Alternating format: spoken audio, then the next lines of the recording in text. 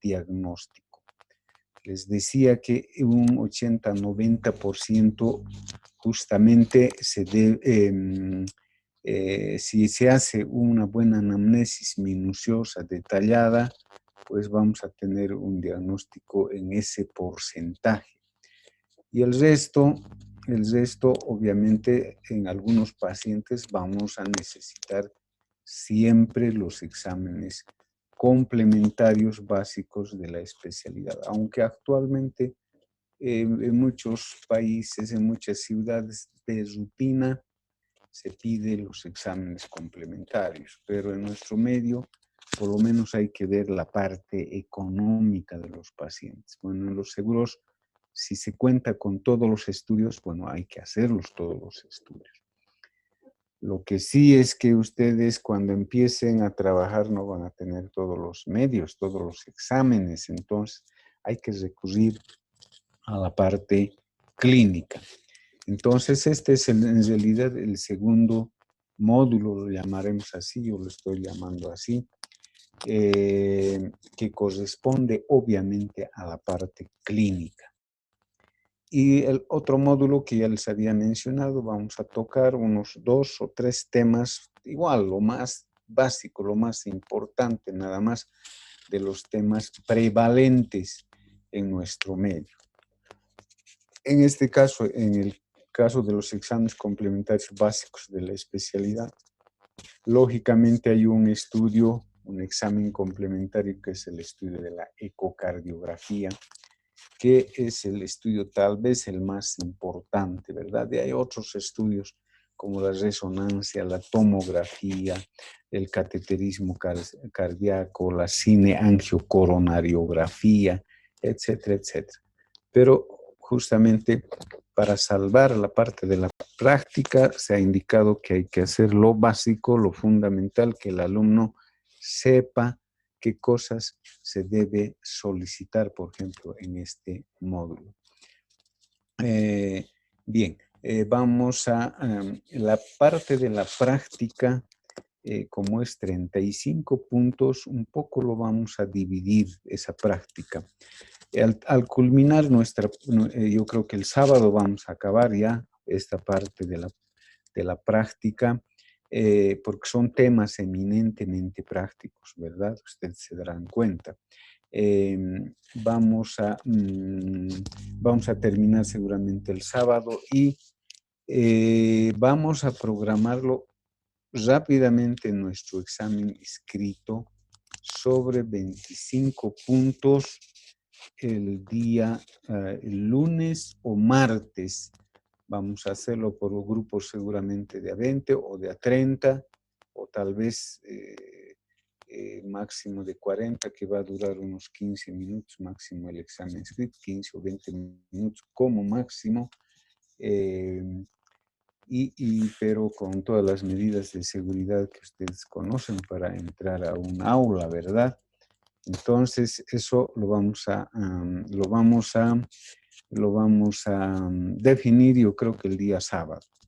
Va a ser el lunes o el martes, porque tenemos plazos para entregar las notas para subir al sistema ya de la parte práctica. Y el examen tercer parcial está programado para el mes de enero. Creo que es el nuestro, la primera semana incluso. Y en febrero es el examen final.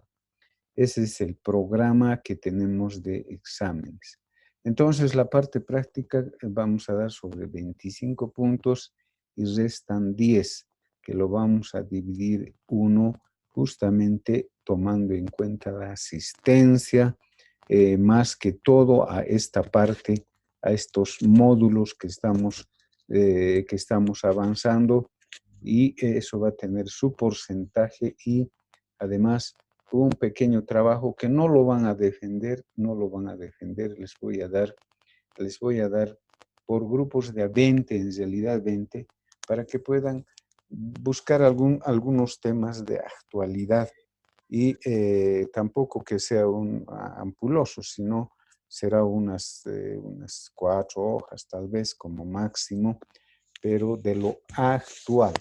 Entonces, en ese sentido, mañana es jueves. No sé si tienen alguna clase o alguna práctica o algo así, pero yo les voy a esperar por grupos.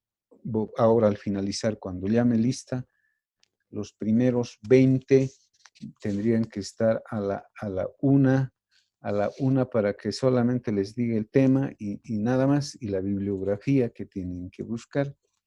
Y hay cuarto, tendrían que estar los 20 siguientes. Voy a escoger un representante que se encargue de que todos trabajen en ese sentido, y luego a y media los otros 20, y los otros 20 a 2 menos cuarto, y a 2 en punto prácticamente el resto. Bueno, de acuerdo a la lista les voy a entregar el tema que va a ser pequeño en realidad, el tema que lo van a buscar. Les voy a dar la bibliografía y ese trabajito lo lo van a entregar um, justamente el día del examen. Bien, entonces, por eso es que me he adelantado en el horario de nuestra clase para que puedan ya tomar en cuenta esta situación. Entonces, mañana prácticamente el curso se va a dividir en 4 grupos por la lista. Yo voy a dividir hasta el 20 un grupo, hasta el 40 el otro, hasta el 60 el otro, hasta el 80 y tantos el otro grupo, porque son aproximadamente 90. Seguramente algún grupo vamos a aumentar unos 2 o 3 nada más. Entonces, en lo referente al examen que vamos a dar sobre los 25 puntos presencial escrito, va a ser todo lo que estamos viendo justamente en estas 3 clases o 4 clases. Lo de la parte clínica de estos exámenes complementarios que uno debe saber, y la parte de unas 2 o 3 patologías prevalentes. Todo esto que vamos a dar del examen, eso ya no va a entrar en el examen final, ¿me entienden? Eso voy a hacer yo. Bueno, las otras asignaturas, como verán sus exámenes, no lo sé. Pero en el mío, lo que vamos a dar, esta parte que corresponde a la parte eminentemente práctica, pues va a ser de todo lo que estamos hablando, justamente estamos explicando en estas clases, y las preguntas irán simplemente de eso, nada más. Y al examen final, como les repito, estos temas que estamos viendo, que lo estamos viendo, no va a entrar al examen final. Entonces, aclaradas esas situaciones, vamos a entrar ya al tema. Sí, tenemos, ojalá, yo creo que lo vamos a acabar hoy día, por eso un poquito antes hemos entrado, para poder avanzar con calma incluso. Miren, fíjense, para la parte clínica, los exámenes, como dice, complementarios, va a complementar a nuestro diagnóstico presuntivo, porque ustedes saben que clínicamente primero se hace un diagnóstico presuntivo y después se hará el diagnóstico definitivo, ya teniendo todos los exámenes, estudios. Incluso aún así no se puede llegar muchas veces a un diagnóstico definitivo, ¿verdad? Bien, entonces vamos a entrar, y ya hemos visto nosotros, felizmente yo les digo esto, tal vez pensando en esta situación nos hemos adelantado, hemos avanzado ya el tema del electrocardiograma. Fundamentalmente ahora lo vamos a ver, repasar en realidad el mismo tema de hace 2 o 3 meses atrás, creo, no me acuerdo algo bien, pero la parte más importante del electrocardiograma normal. No lo vamos a tocar casi el tema del electrocardiograma patológico. Y también habíamos visto ya la cuestión de rayos X tórax, la radiología cardiovascular. Pero en este caso tampoco vamos a tocar todo el tema que lo habíamos visto más antes, sino la parte principal. Y el laboratorio que está dirigido también a la parte cardiológica, como dicen, el screening laboratorial para cardiología. Entonces, vamos a tratar de acabar ahora esto en forma así resumida y las partes más importantes de estos temas. Bueno, entonces, como les decía, el electrocardiograma ya lo hemos visto, ¿verdad? Pero lo vamos a recordar y ustedes recordarán también y se les grabará porque tenemos que dar examen de estos temas. Bueno, veremos, todavía están ingresando, un poquito de espera, por favor, yo creo que ya están casi completos, ya deben estar. Bien. Bueno, ustedes saben perfectamente que el electrocardiograma no es nada más que la representación gráfica de la actividad eléctrica del corazón. Sabemos perfectamente que el corazón tiene una actividad eléctrica, ¿verdad? Que se genera en el nódulo sinusal, que pasa al nódulo auriculoventricular a través de sus haces internodales.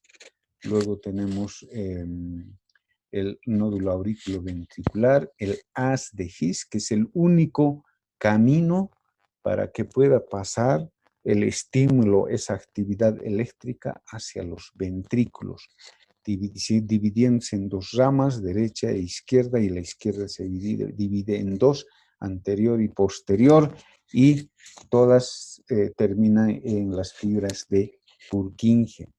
¿Verdad? Ese es el sistema especializado que produce la actividad que propaga, mejor dicho, la actividad eléctrica, ¿verdad? Eso es importante tenerlo en cuenta.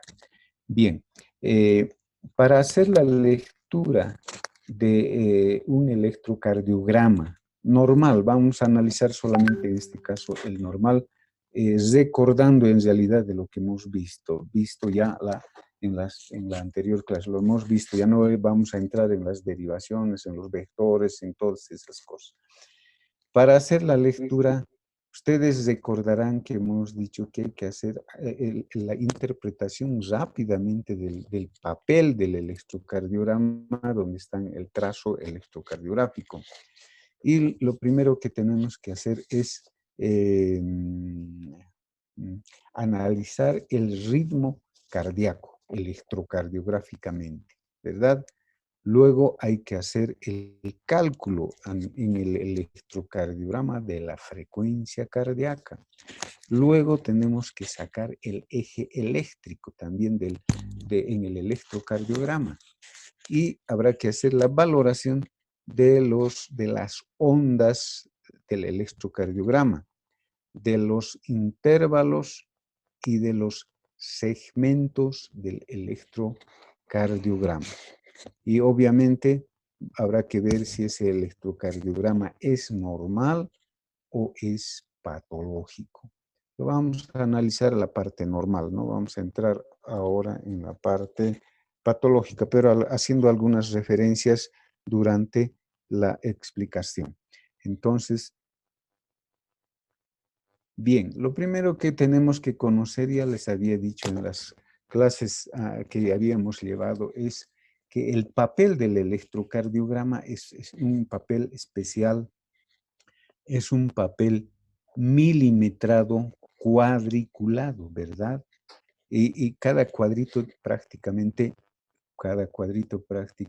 aquí vamos a ir con el cursor. Este es un papel del electrocardiograma que está dividido en cuadraditos grandes, en cuadraditos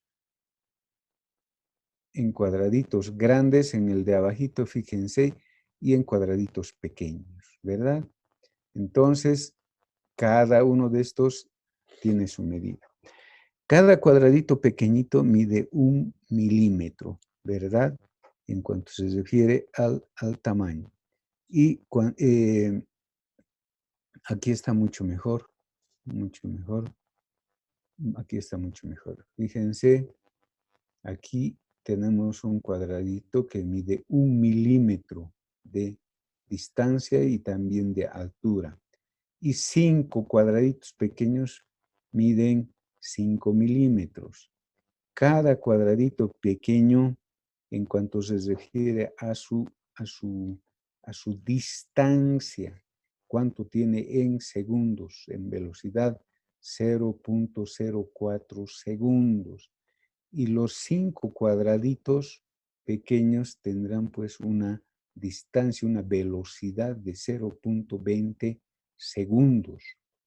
Todo esto nos interesa porque ustedes recordarán que cada onda, cada segmento, cada intervalo tiene un determinado tiempo, tiene una determinada amplitud, tamaño.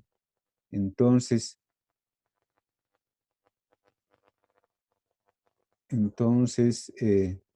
nosotros tenemos que saber de memoria para poder darnos cuenta si ese electrocardiograma es normal.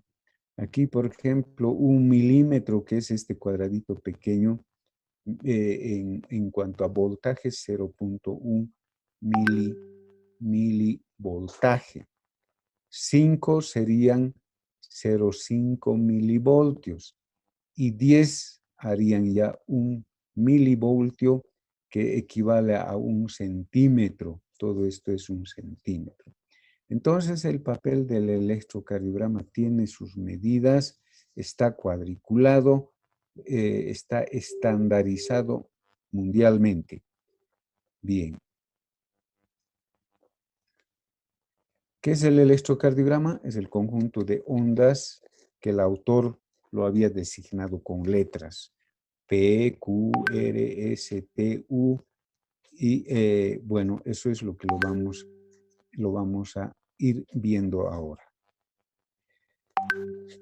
Bien, una vez que hemos visto las características del papel, tenemos que a simple vista, rápidamente, como les decía, no podemos perder tiempo ni media hora, ni 15 minutos, ni 10 minutos en interpretar un electrocardiograma.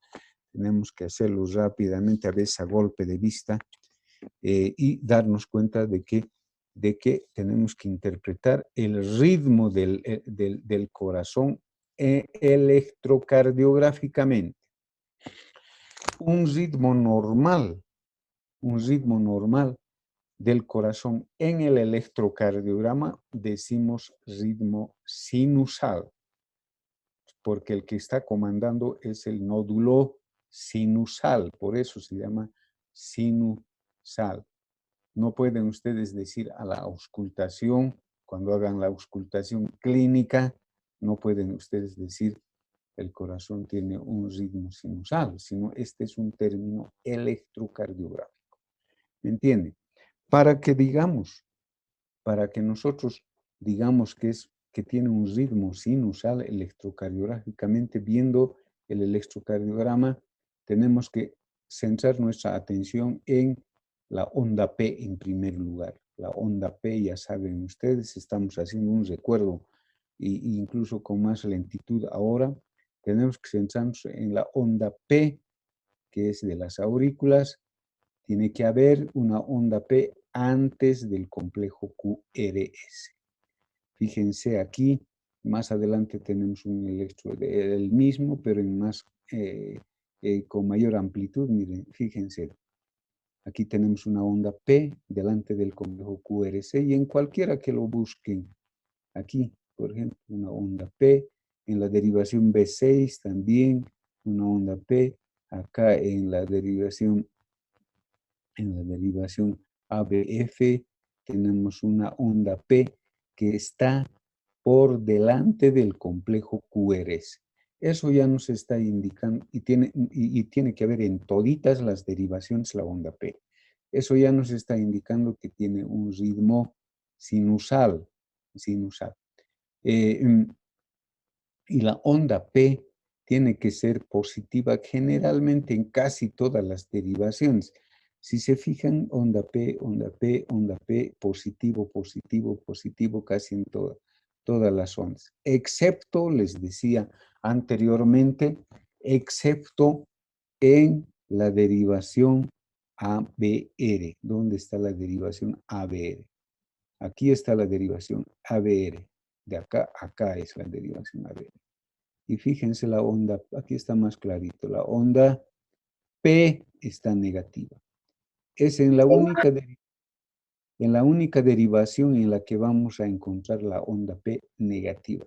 Si encontraríamos en otras derivaciones onda P, algo está pasando. O están mal colocados los electrodos.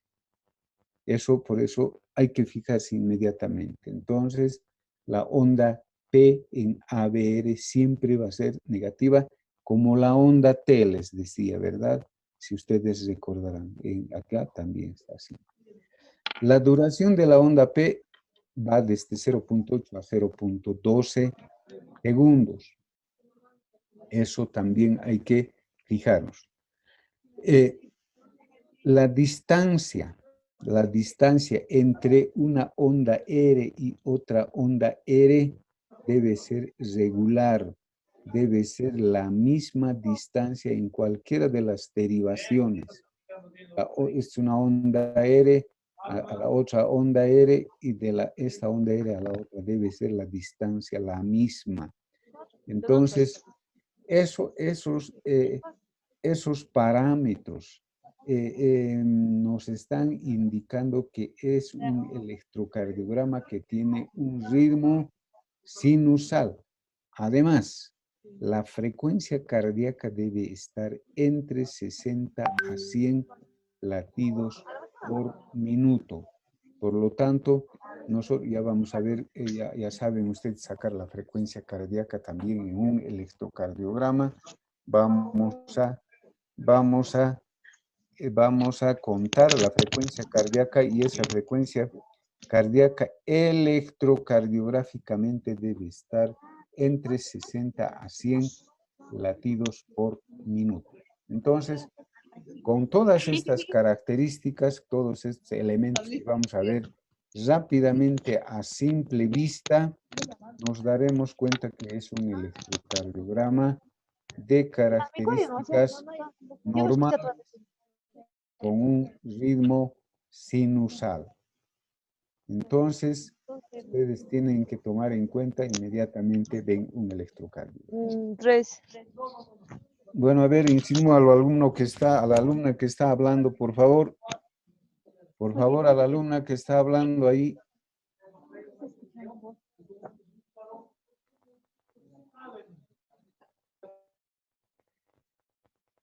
Bien. Entonces hemos analizado a simple vista que se trata de un electrocardiograma normal con ritmo sinusal, ¿verdad? Bien, ahora nosotros tenemos que ir a hacer el reconocimiento también de las ondas, de los componentes del electrocardiograma. Acá tenemos, por ejemplo, la onda P, tenemos el intervalo PR, el segmento PR, el complejo QRS, aquí vean, QRS. No siempre en muchos electros, no siempre vamos a observar la onda Q, la onda Q, en muchos no se aprecia la onda Q. Luego tenemos también el segmento que ustedes ya conocen, ST, que es sumamente importante, el segmento ST. Y finalmente la onda T y la onda U. La onda P significa aurículas. El complejo QRS significa ventrículos. La onda P es la despolarización de las aurículas. El complejo QRS es la despolarización de los ventrículos y la onda T es la repolarización de los ventrículos, ¿verdad? Y aquí tenemos, me olvidaba decirles, el intervalo QT que va desde la onda Q hasta la finalización de la onda T. Cada una de estas tiene su importancia porque tenemos que saber la amplitud, la altura de la onda P y la anchura también, como ya ustedes recordarán. Cuando sufren alteraciones en cuanto se refiere a la amplitud y a la anchura, pues es ya patológico.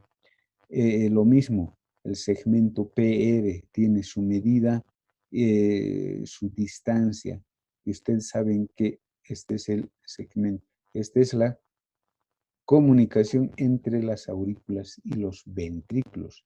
Y una ampliación, una prolongación de este segmento, ustedes recordarán que si existe eso, estaremos hablando de un bloqueo auriculoventricular, hemos dicho, ¿verdad?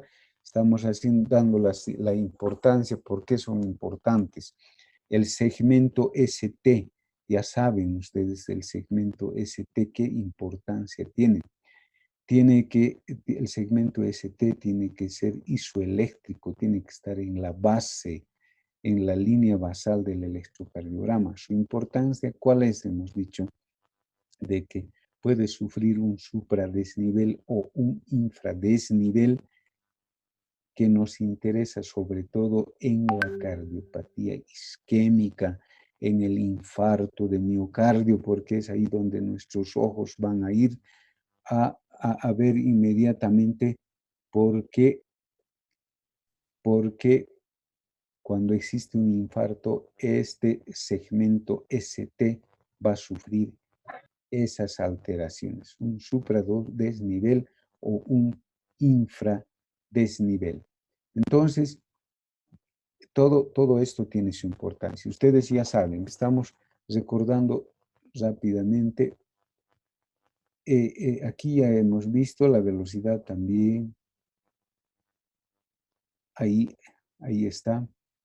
Me olvidaba decirles que el trazado del electrocardiograma tiene su línea basal, se llama isoeléctrico. Sigan el cursor. Ahí tiene que estar el segmento PQ, el segmento PQ y también el segmento ST. Tienen que estar en esa línea basal. Viendo así, diremos, está en su línea basal, es isoeléctrico. Entonces, eso es importante que nosotros conozcamos, la línea basal. Ahí tenemos la onda P, que ustedes conocen ya, la onda P. Su amplitud normal máxima es de 0.25 milivoltios. ¿Qué significa eso? 2,5 milímetros debe medir de altura. 2,5 milímetros de altura como máximo. Su duración, su distancia, su anchura, quiere decir duración normal de 0.12 segundos como máximo.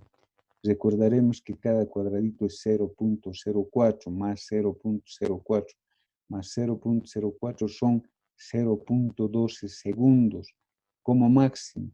Si es más ancho ya es patológico, si esto es más alto ya es patológico. Entonces fíjense las características de la onda P. Luego tenemos el complejo QRS, el complejo QRS, con su primera onda negativa, que es la onda Q, que no debe ser mayor, su profundidad, su amplitud no debe ser mayor a 1 milímetro. Fíjense, esta onda Q. La onda R es variable en cuanto se refiere a su tamaño, a su amplitud, porque va a variar. En algunos va a ser bastante pequeño y en otros va a ser bastante amplio. Luego tenemos la onda S. La, se dice que la onda Q es la primera onda negativa, o obvio, negativo se dice, recordaremos, cuando está hacia abajo de la línea basal de la línea isoeléctrica y será positivo cuando esté hacia arriba, ¿verdad? Entonces, en este caso, la onda R es positivo, la onda Q es negativo y la onda S es negativa. Su amplitud, su tamaño, que significa que no debe ser mayor a 1 milímetro. Aquí dice 1/4 de la onda R, pero sería muy grande. No debe ser mayor a 1 milímetro. La duración de esta onda Q pequeña, es decir, la anchura, la distancia aquí, fíjense, se está graficando, es solamente de 0.04 segundos, es decir, como máximo su ancho debe ser un cuadradito, ¿verdad? Bien, entonces la onda R, como ya les decía, es variable en cuanto se refiere a la amplitud, al tamaño. Y bueno, la distancia, la distancia debe ser de 0.6 como máximo, puede llegar del complejo QRC sobre todo hasta 0.12. La onda S, ahí tenemos, también es otra onda negativa, y también su amplitud, su profundidad es variable. La onda T, tenemos ahí la onda T, que significa la repolarización de los ventrículos. Fíjense, esto también es un poco variable, puede ser un poco más ancha o un poco más alta en algunos pacientes. La onda 1 tiene mucho significado. Algunos autores dicen que es la repolarización de las fibras de Purkinje. Bien, entonces tenemos el segmento PR. Ahí está el segmento PR, que va desde el final de la onda P hasta el inicio de la onda Q. Esto es el segmento PR, importante, como les he dicho, por ejemplo, en el Chagas, que puede provocar un bloqueo auriculoventricular completo. Eso cuando se amplía ese segmento PR. Luego tenemos el segmento ST. Fíjense, está en la línea basal, en la línea isoeléctrica. No hay supradesnivel ni infradesnivel, ¿verdad? Entonces, para nosotros es importante este segmento ST, porque lo vamos a ver alterado en los problemas isquémicos. El intervalo QT que se ha pasado, no, el intervalo PR era más antes, el intervalo PR que va desde el inicio de la onda P, incluyendo el segmento PR. Ese es el intervalo PR. Luego también tenemos el intervalo QT, que va desde el inicio de la onda Q hasta el final de la onda T. Ahí aquí tenemos un punto que se llama el punto J, que esto igual va a sufrir un supradesnivel o un infradesnivel, sobre todo en los problemas de cardiopatía isquémica. Bien, entonces, como verán, el electrocardiograma tiene sus ondas, tiene sus intervalos, tiene sus segmentos, tiene sus tiempos de duración en cuanto se refiere a su velocidad, y también se tiene sus dimensiones en cuanto se refiere a su tamaño, a su amplitud. Ahí volvemos a repetir Fíjense, la onda P resulta de la despolarización auricular. Su duración es de 0.10 hasta 0.12. Hemos mencionado, es una onda prácticamente positiva casi en todas las derivaciones, excepto en ABR, ya hemos mencionado eso. El complejo QRS, fíjense, ahí está con sus ondas Q, R y S, tiene una duración de 0.6 a 0.10 hasta 0.12 como máximo, hasta 0. Puede ser positiva, generalmente es positiva porque está hacia arriba, o negativa o isodifásica. Entonces, isodifásica significa que tiene una onda positiva y otra onda negativa. Eso es en cuanto se refiere al complejo QRS, lo más importante. La onda T representa esta onda, la repolarización ventricular. Ustedes recordarán, ya hemos visto en las anteriores clases, es positiva en todas las derivaciones porque es hacia arriba de la línea basal, de la línea isoeléctrica, salvo, hemos dicho, excepto en ABR, donde es negativa. Eso es normal. Si vemos que la onda T es negativa en varias derivaciones, eso ya es patológico. Entonces, hay que tomar en cuenta todas esas características de las ondas electrocardiográficas. La onda U positiva de escaso voltaje se observa en las derivaciones precordiales, le sigue a la onda T y dicen que es la despolarización o la repolarización, mejor dicho, de las fibras de Purkinje y además de los músculos papilares. Ahí vemos otra gráfica que es lo mismo que hemos ya mencionado, el trazado electrocardiográfico, onda P, QRST, PQRST, con sus segmentos, con sus intervalos, con todo sus características que nosotros ya conocemos. Ahí están también los tiempos que ya hemos visto, los intervalos, de los segmentos, sobre todo de los intervalos y de los segmentos, ¿verdad?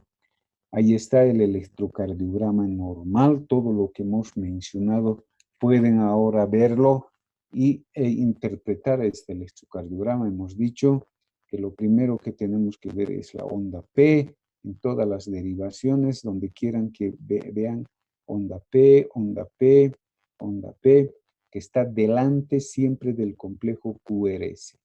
Otra característica, la distancia entre una onda R y la otra onda R es la misma que digamos, en derivación de D1, que en la derivación B5 va a ser la misma distancia. Si lo medimos, fíjense, de acá a acá y de acá a acá es la misma distancia que de acá a acá y que de acá a acá.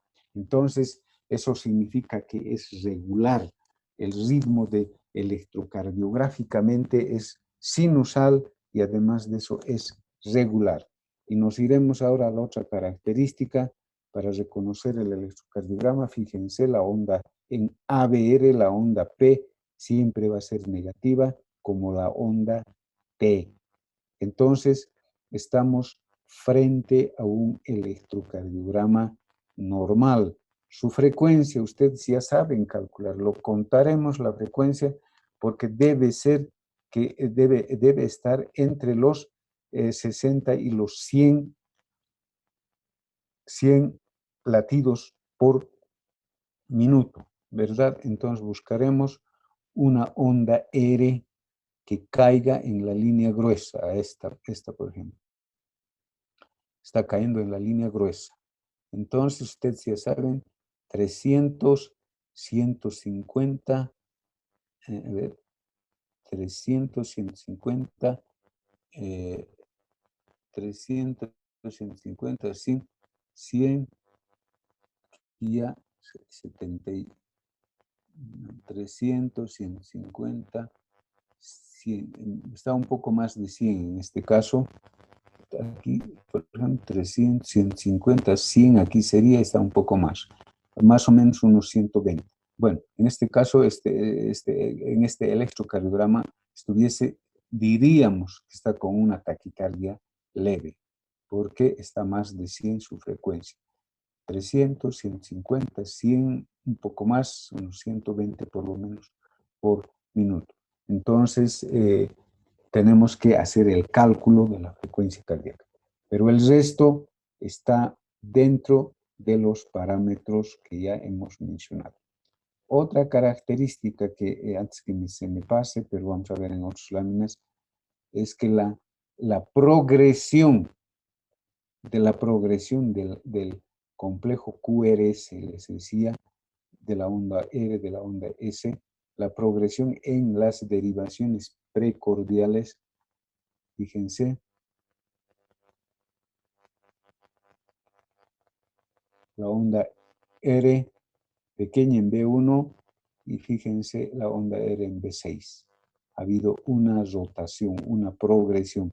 La onda R ha ido aumentando poco a poco de amplitud, y la onda S, por el contrario, que en B1 es generalmente profunda y en B2, eso se va a ir reduciendo, va a ir rotando, y fíjense la onda S se va haciendo más pequeña y en B6 prácticamente es pequeña.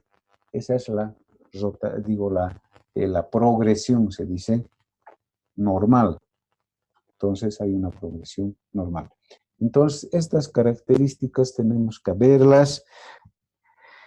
Inmediatamente se hace el electrocardiograma a golpe de vista. Bueno, entonces, ¿cuál es otra característica que tenemos que tomar en cuenta? Es sacar la frecuencia cardíaca. Lo vamos a sacar, ustedes ya saben que tenemos que, en un trazo de un electrocardiograma, tenemos que buscar que la onda R coincida con una de las líneas verticales más gruesas. Las más gruesas son las que dividen en 5 cuadraditos. En este caso está, por ejemplo, acá la onda R está coincidiendo. La siguiente línea gruesa significará 300. La siguiente significará 150. La siguiente significará 100. La siguiente significará 75 latidos por minuto y la siguiente será 60. No está exactamente en 60, sino 2, 4, 64. Está entre 60 y 75, ¿verdad?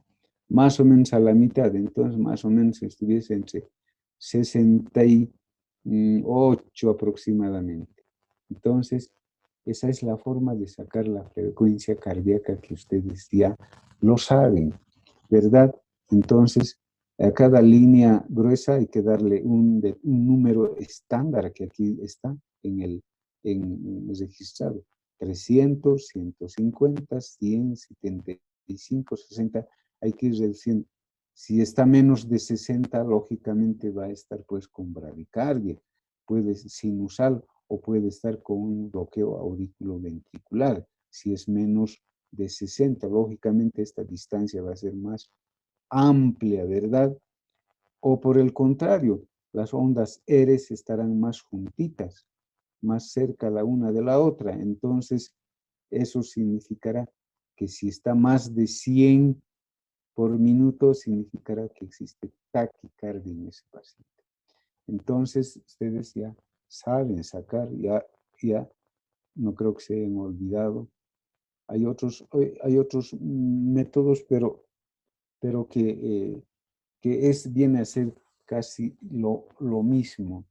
Y aquí, por ejemplo, este método para sacar la frecuencia cardíaca, dividir 1500 es un número estándar que se coloca entre el número de cuadrados chicos entre una onda R y la otra onda R. Ejemplo, a ver, vamos entre una onda R, cuadrados chicos, dice. Aquí, a ver. Aquí, ¿cuánto tenemos cuadrados chicos? 5, 10, 15, 20 cuadraditos chiquititos, ¿verdad? Está tomando en cuenta 20 solamente acá, como si estuviese la onda R acá. Entonces, 5, 10, 15, 20 cuadraditos chiquititos. Vamos a dividir los 1500 entre 20. Entre estos 20 cuadraditos chiquititos, eso nos dará 75 latidos por minuto. Entonces, esta es una forma también de sacar la frecuencia cardíaca cuando un corazón es rítmico, es regular clínicamente y electrocardiográficamente cuando tenemos una regularidad en cuanto se refiere al trazado electrocardiográfico. Entonces, son algunos métodos que se utilizan para sacar, pero también tenemos que saber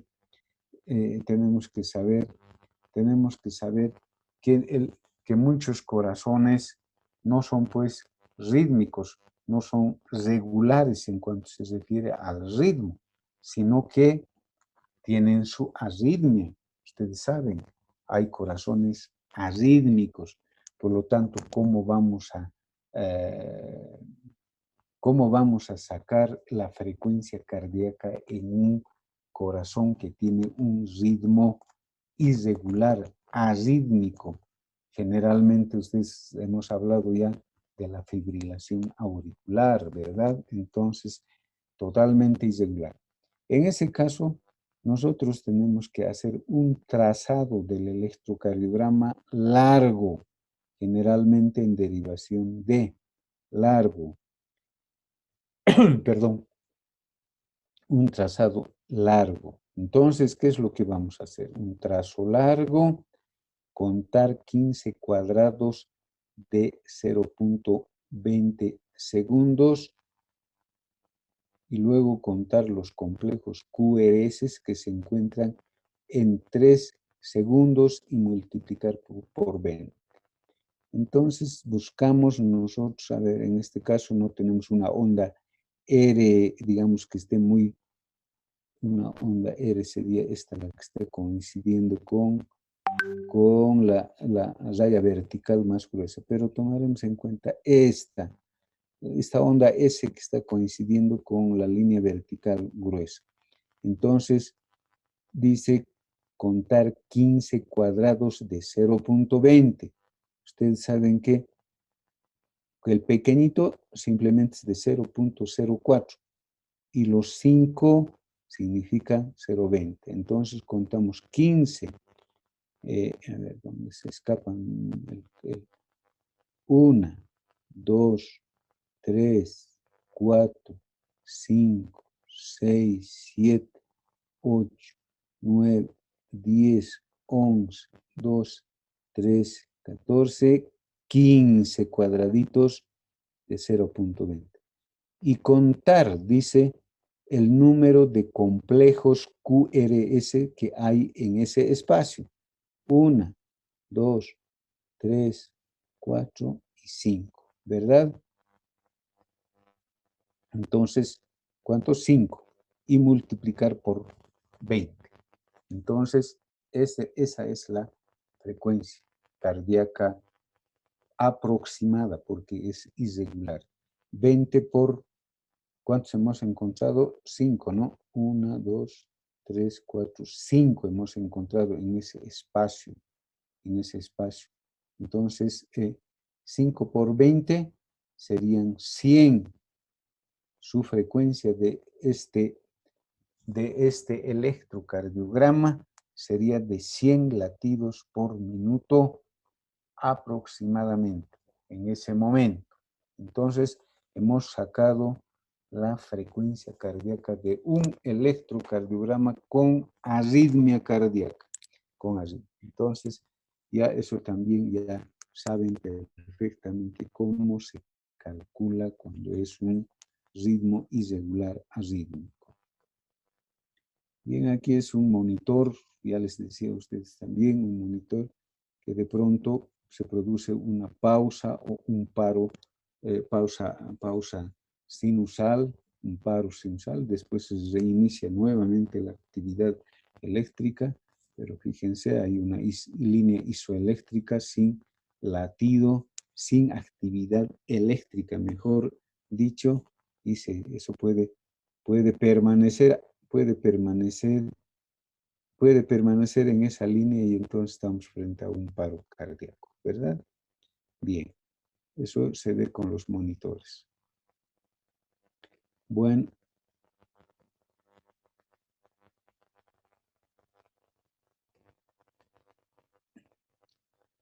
Luego tenemos que finalmente para terminar la parte principal del electrocardiograma, tenemos que sacar el eje eléctrico del corazón. Sabemos que hay un eje anatómico, o sea, macroscópicamente estructuralmente, y también hay un eje eléctrico que podemos sacar. Bien. Eso no lo vamos a ver. Ahora, ¿cómo se va a sacar el eje eléctrico? Ya habíamos mencionado en las clases que vamos a sacar el eje eléctrico tomando en cuenta las derivaciones del plano frontal. ¿Cuáles son las derivaciones del plano frontal? Recordaremos la derivación de 1, de 2, de 3, la derivación ABR, ABL y ABF, ¿verdad?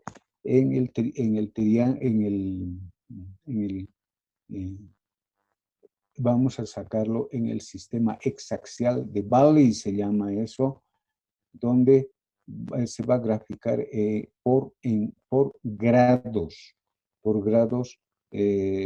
con esas derivaciones tanto monopolares y bipolares.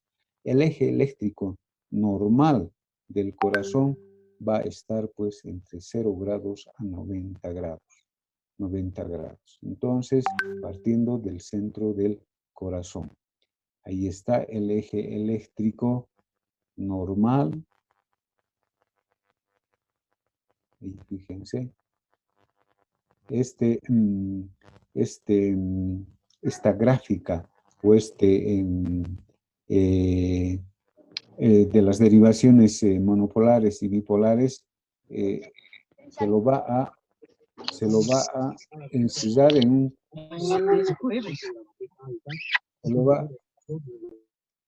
en un círculo y se lo va a dividir por grados. Fíjense, de la mitad para abajo, de esta mitad para abajo es positivo. Y de la mitad para arriba va a ser negativo. Negativo. De la mitad para abajo positivo y de la mitad para abajo, para arriba, mejor dicho, negativo. Y del punto central de la mitad para la derecha es positivo y de la mitad para la izquierda es negativo. Entonces, eso tenemos que tomar en cuenta para sacar el eje eléctrico del corazón. La orientación exacta del vector, porque el eje eléctrico no es nada más que un vector, es una flecha con una carga positiva en la cabeza y en la cola una carga negativa. La orientación exacta del vector QRS en medio se da en grados y va entre 0 a más 90. 0 a más 90. Entonces, ¿cómo vamos a sacar el eje eléctrico el eje eléctrico del corazón? Recordaremos entonces,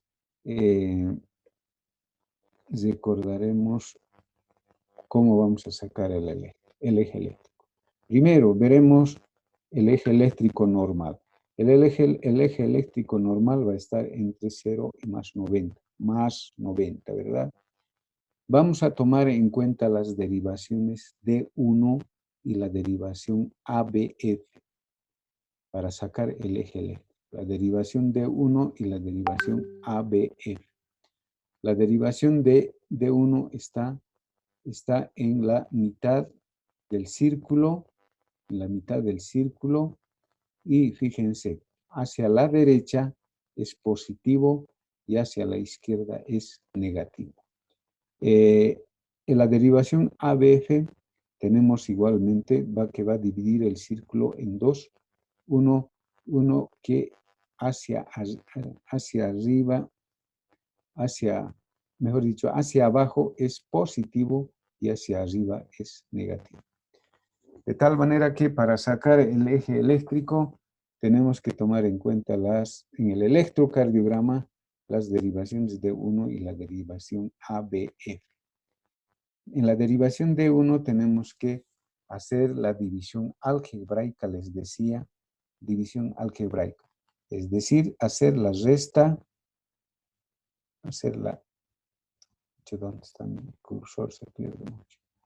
Hacer la resta entre lo positivo y lo negativo. Aquí lo positivo debe ser unos 7 más o menos, y lo negativo unos 2. 7 menos 2 va a quedar más 5. Más 5 en D1. Nos iremos a D1. Entonces vamos a hacer, como es positivo, iremos al lado derecho. 1, 2, 3, 4, 5 de positivo al lado derecho. Luego nos iremos a la derivación ABF. La derivación ABF vemos que también es positivo, domina la parte positiva y no la negativa. Debe ser 11 milímetros y lo negativo 1 milímetro. Ahí fíjense, 1 milímetro. Por lo tanto, hacemos la resta algebraica y nos quedamos con positivo más 10. Nos iremos a la derivación ABF. Fíjense, hacia abajo está lo positivo. Partiendo del punto central, vamos a ver 1, 2, 3, 4, 5, 6, 7, 8, 9, 10. ¿Verdad? Y hacemos el trazado de las líneas paralelas a la derivación ABF y a la derivación D1. Lo paralelo a la derivación D1, acá está, y lo paralelo a la derivación AB. Hay una intersección entre ambas líneas y partimos del punto central, hacemos un trazado exactamente que pase por la intersección de esas líneas y va a ir a caer aproximadamente a más 60 grados. ¿Eso qué significa? Que estamos dentro del cuadrante normal del eje eléctrico. El eje eléctrico debe estar normalmente entre 0 a más 90. Aquí es otro ejemplo que también está dentro de lo normal. Aquí otro ejemplo, cuando el eje eléctrico está desviado, se dice así, desviado hacia la izquierda. ¿Por qué hacia la izquierda? Vamos a ver. Tenemos que tomar derivación de 1. Es positivo, seguramente es 8, contando 8 milímetros, menos lo negativo, menos 2 milímetros, nos quedamos con más 6. Entonces, en derivación de 1 hacemos hacia la derecha porque es positivo. 1, 2, 3, 4, 5, 6. Hacemos nuestra línea paralela a la derivación ABE. Mucho C. Ya. Bien, mejor dicho, vamos a la derivación. ¿Dónde está el cursor? Ya. A la derivación ABF. ABF, fíjense, ¿quién domina lo negativo? Seguramente acá es 9 milímetros de negativo y 1 de positivo. ¿Cuál domina? 9 menos 1, menos 8.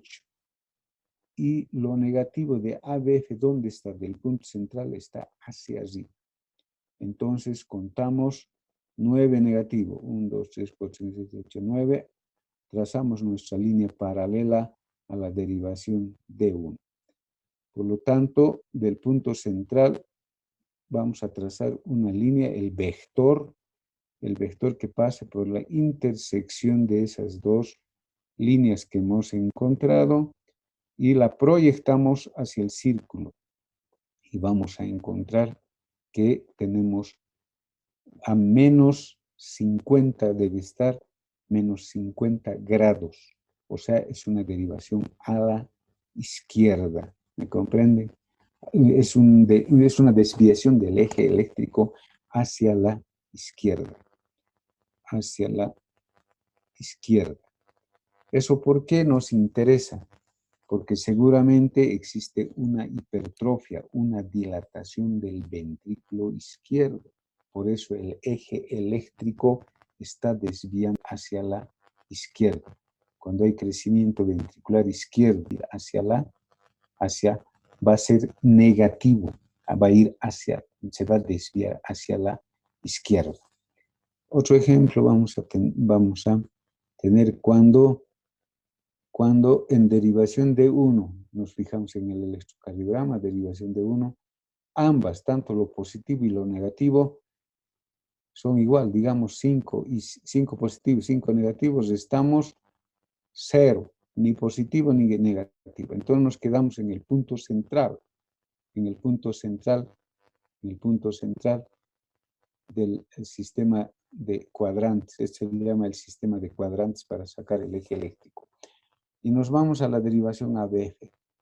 La derivación ABF prácticamente todo es positivo, no hay nada negativo, ni Q ni S no hay negativo, no hay nada que restar, entonces estamos, si contamos, más 12 positivo, 12 milímetros. 1, 2, 3, 4, 5, 6, 7, 8, 9, 10, 11, 12 milímetros. Más 12, entonces derivación ABF hacia abajo es lo positivo, hemos dicho, y hacia arriba lo negativo. Entonces, 12, 12, hasta ahí 12. No tenemos por qué hacer ningún trazo paralelo porque no tenemos en D1 está en la parte central, ahí. Entonces, nos quedamos con más 12 y el eje eléctrico del corazón está yendo a más 90 grados, a más 90, que también está dentro de lo normal. Bien, entonces así podemos ir viendo acá, por ejemplo, desviación hacia la derecha, no a la izquierda. Hemos visto, este es hacia la izquierda, este otro es hacia la derecha. Tenemos que hacer lo mismo, la división a la resta algebraica, viendo en derivación D1 y en derivación ABF. De acuerdo a cuál es el predominante, en este caso, en derivación de 1 es predominante negativo, más 7. Lo negativo de D1 está hacia la izquierda. Entonces contamos 1, 2, 3, 4, 5, 6, 7. Hacemos nuestra línea paralela a la derivación ABF. Luego nos vamos a la derivación ABF.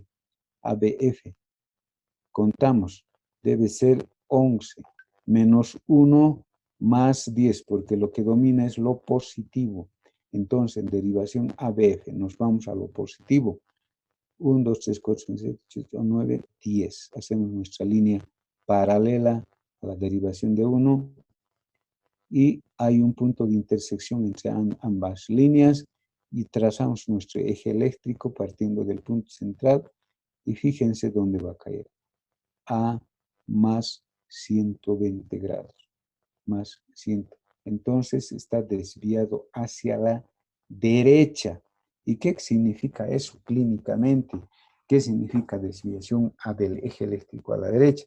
Quiere decir que hay crecimiento de cavidades derechas. Por eso es que el eje eléctrico se está yendo hacia el lado derecho.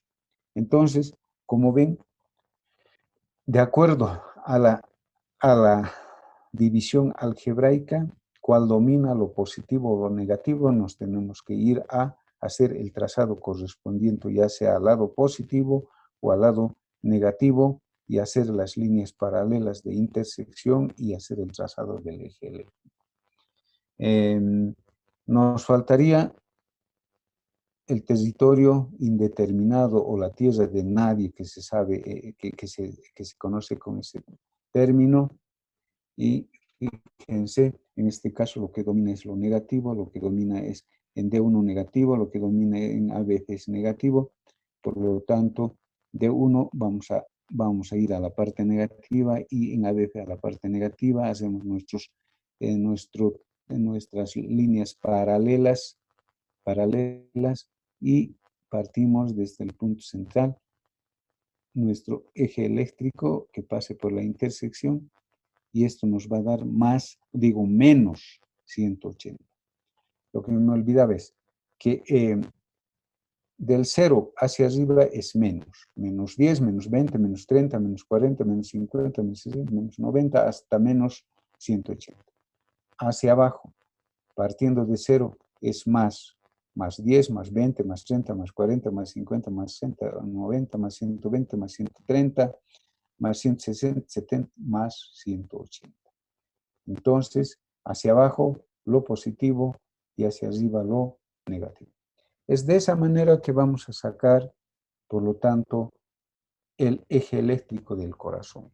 Hemos terminado la parte del electrocardiograma. Lo principal que deben conocer, hacer un reconocimiento de un electrocardiograma. Y rápidamente nos vamos a ir, porque esto ya es corto.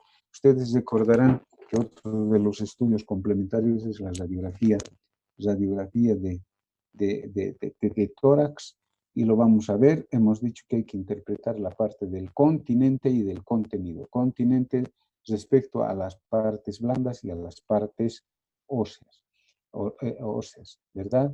Y el contenido será pues la parte pulmonar y la parte cardiovascular que corresponde al contenido, ¿verdad?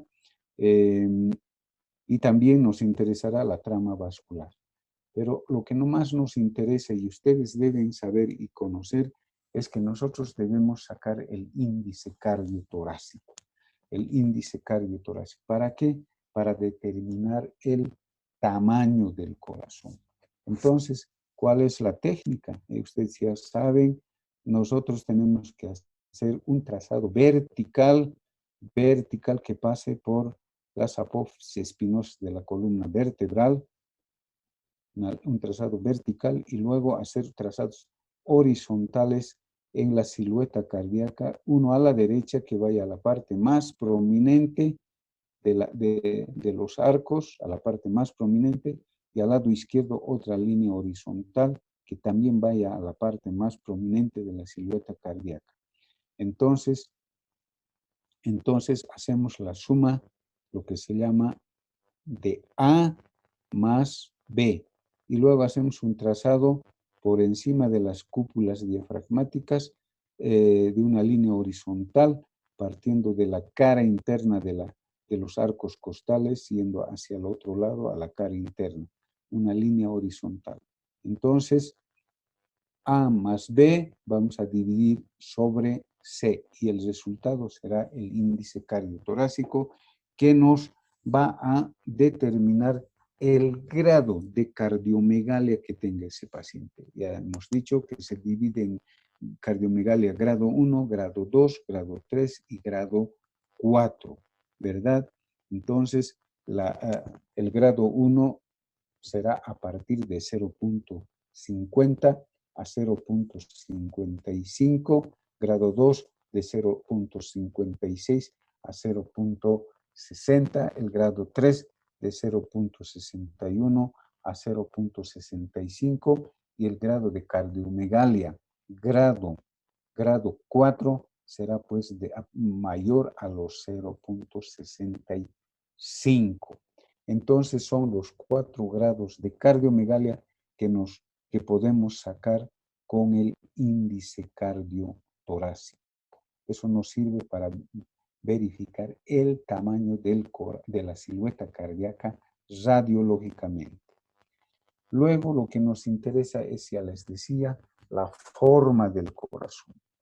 La forma del corazón, porque de acuerdo al predominio de los bordes, ya sea derecho o izquierdo de la silueta cardíaca, entonces nos podremos dar cuenta cuál de las estructuras o cuál de las cavidades están prominentes, están crecidas, están dilatadas, están hipertrofiadas. Para eso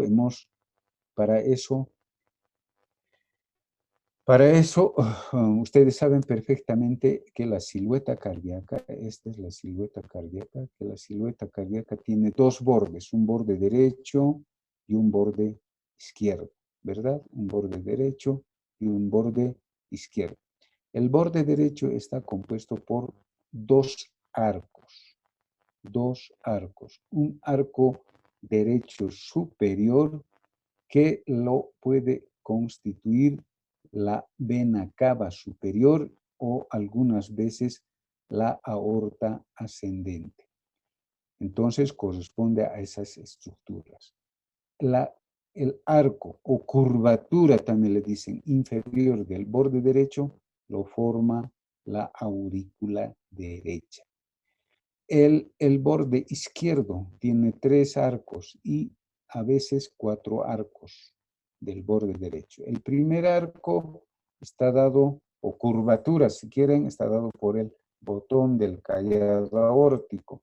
El segundo arco está dado por la arteria pulmonar, y fíjense la arteria pulmonar. El tercer arco es el que está dando por el ventrículo derecho, digo izquierdo, ventrículo izquierdo.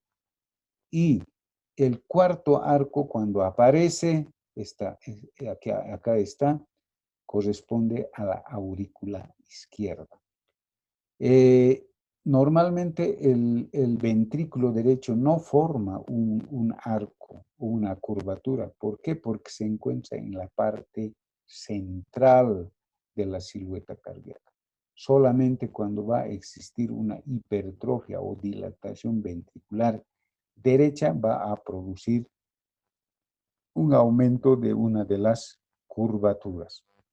Entonces, de acuerdo al crecimiento por decirles, del arco inferior del borde derecho, si esto está prominente, diremos pues que hay una hipertrofia auricular derecha. Y si es el arco inferior izquierdo que está prominente, está llegando a la parrilla costal, diremos pues que hay una hipertrofia ventricular izquierda, porque radiológicamente conocemos pues que ahí está esa estructura anatómica.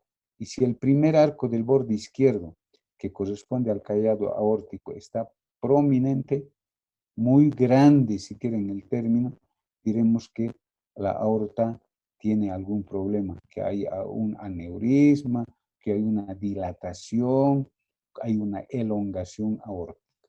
Entonces, de acuerdo a qué arco se encuentra pronunciado, prominente, nosotros nos daremos cuenta que cuál de las estructuras, cuál de las cavidades o vasos sanguíneos están alterados.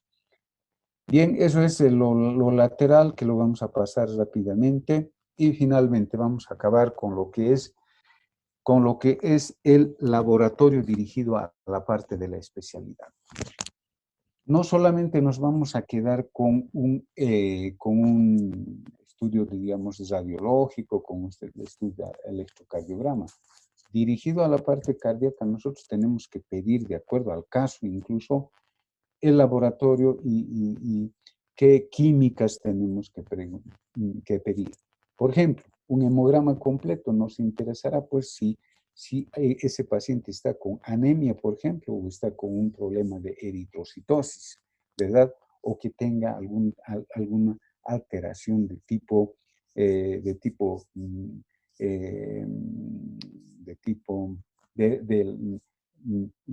la coagulación o alteraciones de las plaquetas. Entonces, eso nos interesa porque va a comprometer obviamente al sistema cardiovascular. La glicemia, ¿por qué nos interesa? ¿Por qué nos interesa pedir?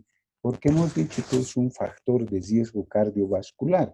La glicemia es un factor de riesgo cardiovascular que produce alteraciones a nivel de la microcirculación y sobre todo del endotelio microvascular o vascular. Por lo tanto, eso condiciona a los problemas de infarto de miocardio. Por eso nos interesa conocer la glicemia. Luego tenemos la creatinina. Y la urea, ¿por qué nos interesa desde un punto de vista cardiológico? Porque ustedes saben que cuando existe un problema de creatininas altas, urea alta, eso significa insuficiencia renal crónica o insuficiencia renal aguda. Y eso condiciona a los problemas de hipertensión arterial de origen renal. Bien, luego tenemos que pedir el perfil lipídico. ¿Por qué el perfil lipídico nos interesa en la especialidad? Porque es otro factor de riesgo cardiovascular que nos va a condicionar pues a los infartos de miocardio por acúmulo de colesterol, por acúmulo de triglicéridos. Entonces tenemos que solicitar colesterol, triglicéridos, grasas, etc. El coagulograma, ¿por qué nos interesa? Porque ustedes saben que las arritmias producen coágulos, producen cuadros de isquemia, de accidentes vasculares cerebrales. Por lo tanto, nosotros tenemos que saber la coagulación para que podamos anticoagular a ese paciente. Hay que tener que anticoagularle. Y para eso, ¿qué vamos a pedir? El coagulograma, tiempo de coagulación, tiempo de protrombina, tiempo de sangría, el APTT, etc. Entonces, el coagulograma nos interesa desde el punto de vista cardiológico. Los electrolitos, por supuesto. ¿Por qué vamos a pedir? Porque una hiperpotasemia, una hipopotasemia van a producir arritmias y luego va a producir paro cardíaco. Por eso nos interesa pedir laboratorialmente, laboratorialmente,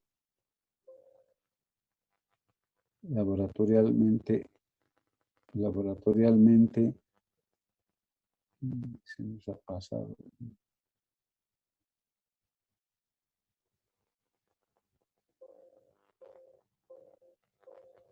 Bien, bueno.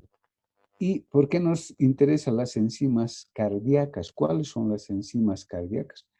Saben ustedes también que son las troponinas. Las troponinas, las CPK-MB son los marcadores enzimáticos cardíacos. ¿En qué vamos a pedir esas enzimas cardíacas? En el infarto agudo del miocardio.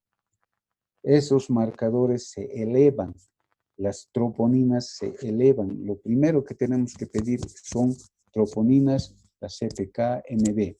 Son marcadores que significan infarto, muerte, necrosis, porque daña el miocardio. Por eso nos interesan las enzimas cardíacas. Y finalmente, si sospechamos de un Chagas, por ejemplo, ¿qué vamos a pedir? Las pruebas para Chagas, justamente, el High Chagas, la ELISA Chagas, las pruebas de inmunofluorescencia para Chagas. ¿Por qué? Porque se trata de un paciente con Chagas. Entonces, nosotros tenemos que confirmar mediante el laboratorio si ese paciente es portador de Chagas. Bien,